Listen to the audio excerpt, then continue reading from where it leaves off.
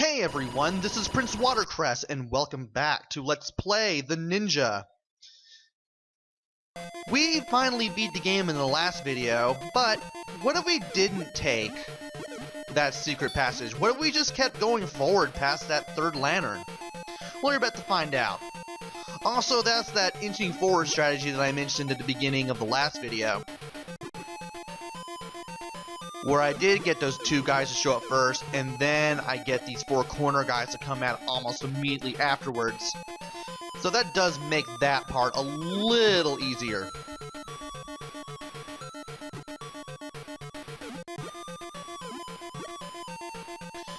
Now all we need to do is just reach the stairs here, fight off more of these Aqua Blue Samurai,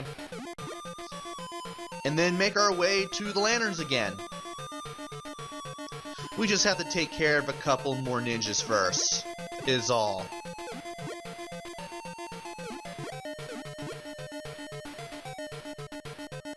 Now this time I'm not going to throw the shurikens or knives at the final lantern and then disappear 3 times. I'm not going to go down the hidden patches this time. Instead, I'm just going to go straight forward as if I never had the scrolls in the first place. And as soon as we get past the third lantern and go up these stairs, we have to deal with some more samurai.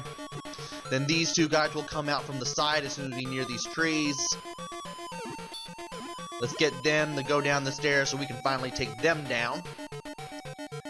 And then we got 4 more guys to show up, as well as the boss. This is the first proper appearance of the guy with the guns, if you didn't take the passage. As you can see, he's always very easy to take down. Matter of fact, he's easier than the boss we were taking down the first 9 stages. Instead of taking the hidden passage, we are now going in the castle. And you better be good at disappearing and avoiding these guys with your disappearing technique. Otherwise, you're definitely going to get cut down, you're going to lose your power-ups, and you're going to have to fight a whole multitude of swordsmen or samurai or whatever it is you want to call them in order to get the red and blue scrolls back. You can get them back easily, provided you survive. And there's nothing but swordsmen here. There are no ninjas of any kind. When you reach the wood paneling floor, that's when you'll meet the guy with the guns. Not sure why a guy with 2 pistols would be in Japan in 1630. Maybe my grasp of history isn't that good.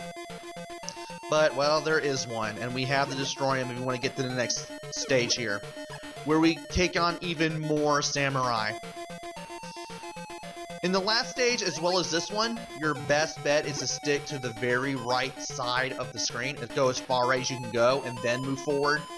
That way, in case you need to move to the side, you can do it. It makes it a little easier to avoid all these guys and take down these guys the way I'm fighting them. And now we have the guy with the guns again, so just keep tossing your shurikens with the 2 button at him. Also shurikens, they're shurikens. I don't know why I'm pronouncing it the way I did as a kid. And by beating this stage, you loop back to stage 10. But if you have all the scrolls, you get the message again.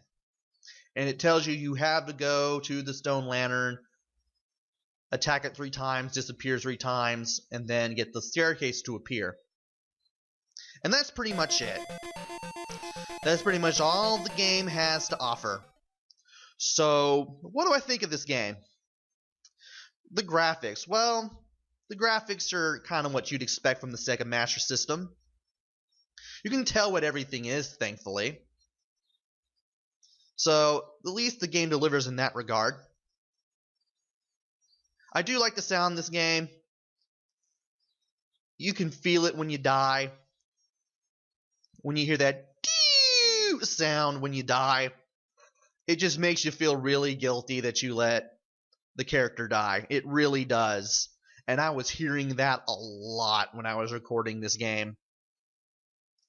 Music definitely gets you pumped up, especially when you have the shurikens, when you have the red scroll. And I do like the fact that you get a nice cling sound when one of your attacks hits an enemy attack. I really like that sound. Play control. Game control is pretty good, though you kind of had to be quick with the disappearing technique or else you're going to get hit. I died quite a few times that way, believe it or not, because I didn't disappear fast enough. So, yeah, the gameplay is pretty responsive. Just be ready to disappear if you need to. Just keep 2 fingers on both 1 and 2 if necessary. I mean, if you have an arcade stick, that definitely works too. And replayability. Well, here's the thing. I kind of not want to play this game again as much as I kind of like it. I just don't love it. Mostly because of the challenge. I was recording a lot just to get my best runs for each video. And it gets really hard really quickly. And there's no continue code, unlike the Japanese version, where you could just press a couple buttons on the control pad and there you go. You're back to where you lost all your lives. If you die here, if you die and lose all your lives, it's back to the beginning of the game for you. This game does not screw around. Now, I know that games were pretty short back then, and therefore they had to make it as challenging as possible.